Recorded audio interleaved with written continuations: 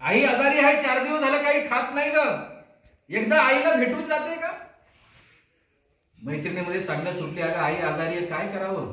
आज जर कामाला गेली नाही ती संध्याकाळी लेकरांचं पोट भरणार नाही, करावं तर काय करावं? मी मैत्रीण सांगते, वेडीस का? अगं आजचं काम उद्या करता येईल, उद्या तुला काम मिळेल, पण आज मात्र तुझी लेकरं उपाशी, हा विचार करशील. आई मरून गेल्यावर मग काय करशील? कामधंदा सोडून हातामध्ये एक पिशवी घेऊन एसटी पकडली आणि खेडवरून एसटी पकडून ती मुलगी वाजवण्याच्या एसटी स्टँडला उतरली. वाजवण्याच्या एसटी स्टँड पासून घरापर्यंत 1 किलोमीटरचं अंतर आहे. दुपारच्या 12 वाजल्या. आईला भेटायला जायचं म्हणून त्या मुलीचं काळीज सुका एवढं झालंय, माझ्या आईला मला भेटायचंय. त्या एसटी स्टँडच्या बाजूला भासवंडांनी पाहिलं, आपली आत्या आली. धावत धावत धावत ते निघालं आणि आजीला सांगू लागलं, आजी अगं आत्या आली म्हणता म्हणता आजीने पाहिलं, माझी लेक मला भेटायला आली. 4 दिवस अंथरुणावर पडलेली म्हातारी टक्कन उठून उभी राहिली आणि लेक आल्याबरोबर तिच्यावर तांब्या घेऊन तो तांब्या एका बाजूला फेकून दिला. हे माय लेकीचं नातं या जगामध्ये श्रेष्ठ आहे. आईच्या ममतेची किंमत या जगाच्या पाठीवर ती तुलना कशाचीच करता येत नाही. एका कवीने सांगितलं, स्वामी तिने जगाचा आई विना भिकारी. कुणी स्वर्ग जिंकला म्हणतात, कुणी पाताळ जिंकलं म्हणतात, कुणी पृथ्वी जिंकली म्हणतात. हे सगळं जिंकूनही त्याच्या घरात जर आई नसेल ना, तर त्याच्या त्या संपत्तीला कवडीचीही किंमत नाही, तो भिकारी आहे. श्रावस्ती नगरीमध्ये पटाचारा नावाची एक कन्या राहत होती. वयाप्रमाणे वाढत गेली. 3.5 मिनिटं शांतता ठेवा, फक्त 3.5 मिनिटं. मी घड्याळाकडे पाहूनच बोलत असतो. आई वडिलांनी ठरवलं आता पटाचाराचं लग्न करावं. पण त्या पटाचाराचं तिच्या घरामध्ये बंगल्यामध्ये असणाऱ्या नवऱ्याबरोबर प्रेम प्रकरण झालं आणि पटाचारानं तो तिचा नवरा त्या घरातून निघून गेला. निसर्गाच्या नियमाप्रमाणे त्या श्रावस्ती नगरीच्या बाजूला एका खेड्यामध्ये पटाचारानं तिचा नवरा राहत होता. कालांतराने तिला दिवस गेल्याने तिने विनंती केली की मला माझ्या आई वडिलांच्या घरी प्रथम बाळंतपणाला घेऊन जा. दुःख काय असतं हे आपण समजून घेतो केवळ 3.5 मिनिटांमध्ये. आपल्याकडे फारसा वेळ नाही. मलाही गरम होते, तुम्हालाही होत असावं. पण एखादी व्यक्ती आपल्यातून गेल्यानंतर तिच्या पुण्याला अनुमोदन द्यावं म्हणून आपण एकत्र येत असतो, कारण पुन्हा ती व्यक्ती येत नाही. त्या पुण्याला अनुमोदन द्यायला आपण जमलेलो असतो. 9:30 आपला कार्यक्रम सुरू झाला, 10:30 बरोबर आपण संपणार आहोत. नवऱ्याने सांगितलं, अगं आपण पळून जाऊन लग्न केले. तुझे आई वडील आपल्याला घरामध्ये घेणार नाही, ते आपला द्वेष करतील, आपल्याला शिव्याशाप देतील, मारतील. कशाला आई वडिलांच्या घरी जावं? पटाचाराचा नवरा कामाला निघून गेला. पटाचारा वाढलेलं पोट घेऊन आपल्या आई वडिलांच्या गावाच्या दिशेने निघाली. रस्त्यातच तिला बाळांत वेदना चालू झाल्या. तिने एका गोंडस मुलाला जन्म दिला. घरी आलेल्या नवऱ्याने विचारलं, कुठे गेली पटाचारा? शेजाऱ्याने सांगितलं, या रस्त्याने गेली. तो गेला आपल्या बायकोच्या पाठीमागे पाहतो तर एका गोंडस बाळाला जन्म दिलेली पटाचारा त्याला दिसली. घरी घेऊन आला.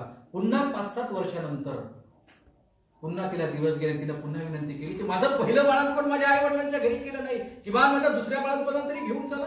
नवऱ्याने पुन्हा सांगितलं, अगं आपण पळून जाऊन लग्न केलंय, आपल्याला ते मारतील, शिव्याशाप देतील, कशालाही जिद्द करते.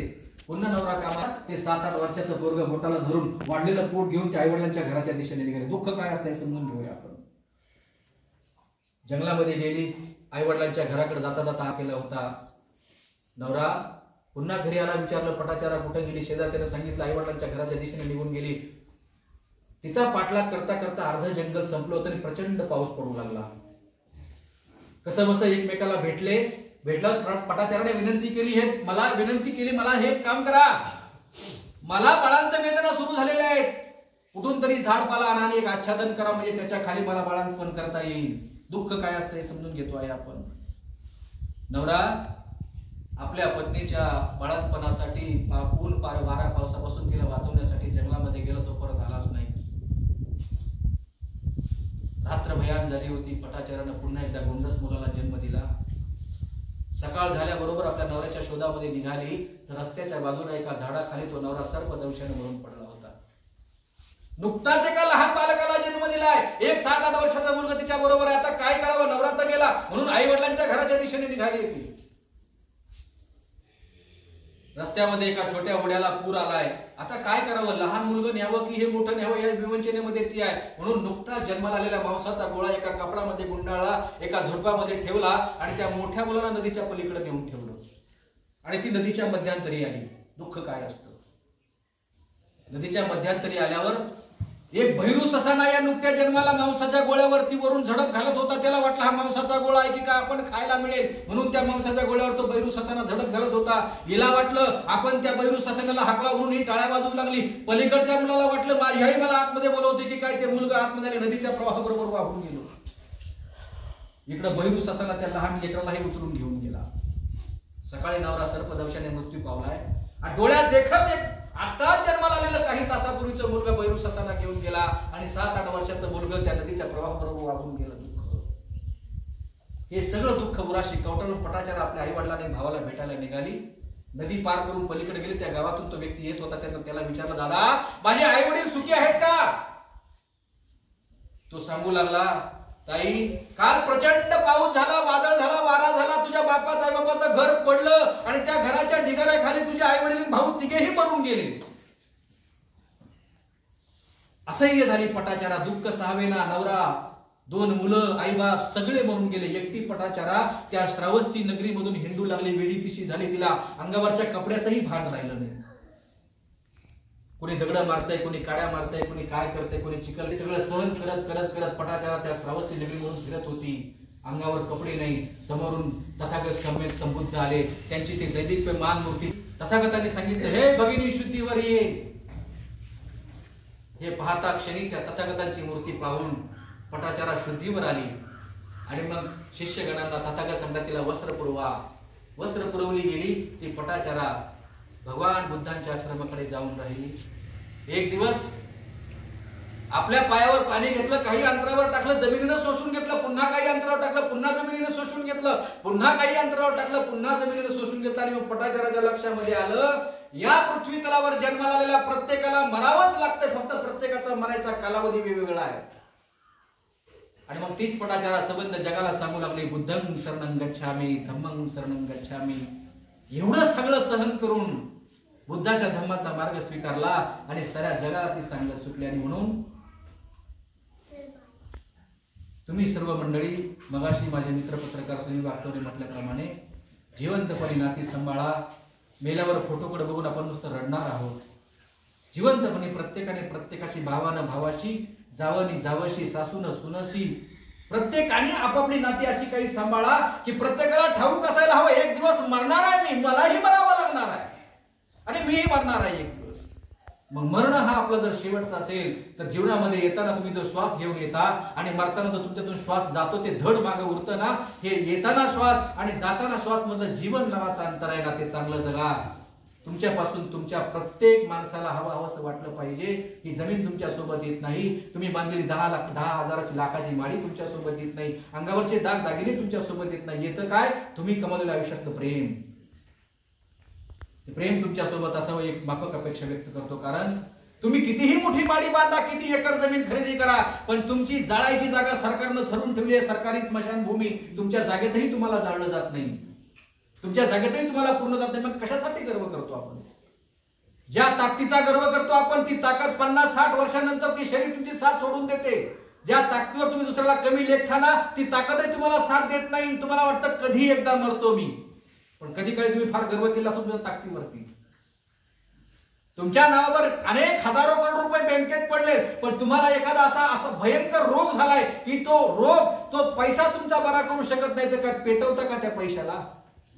म्हणून नाती जपा. ही नाती तुमची प्रत्येकानं जपावी. आमच्या या आईच्या जाण्यानं प्रत्येकाला हळहळ वाटणं साहजिक आहे. कारण तिच्याबद्दल मला धोलीमध्ये एखादी बाई सांगत असेल की हे प्रेमाचा झरा होता. हा चांगल्या माणसाची मेल्यावर आठवण काढली जाते, अन्यथा या पृथ्वी तलावर अशी माणसं जन्माला आली किती आणि मेली किती, इतिहास सगळ्यांची नोंद ठेवत नाही. आणि म्हणून तुम्ही प्रत्येक जण तुमच्या घरापासून, गावापासून, समाजापासून आपापलं नातं सांभाळाल. बाबासाहेबांनी दिलेल्या धम्मासाठी आपल्याला काय काम करता येईल, बाबासाहेबांनी दिलेल्या राजकीय पक्षासाठी आपल्याला काय काम करता येईल, बाबासाहेबांनी दिलेल्या सामाजिक चळवळी आपल्याला पुढे कशा नेता येईल, यासाठी प्रत्येक माणसानं त्या बाबासाहेबांच्या जीवनाला समर्पित व्हायला अशी एक माफक अपेक्षा व्यक्त करतो. मी रमाला भीमाला इथे पाहतो, मी रमाला भीमाला इथे पाहतो, मी रमाला भीमाला इथे पाहतो, हे समाजा तुझा मी ऋणी राहतो, जिंदगी एक किराए का घर है, एक न एक दिन बदलना पड़ेगा। जिंदगी एक किराए का घर है, एक न एक दिन बदलना पड़ेगा।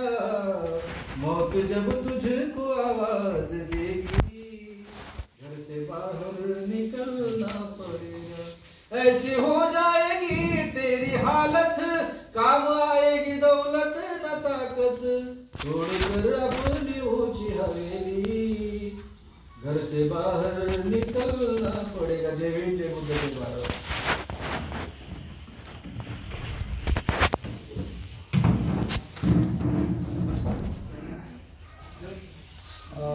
आता त्यांचं आगमन आहे,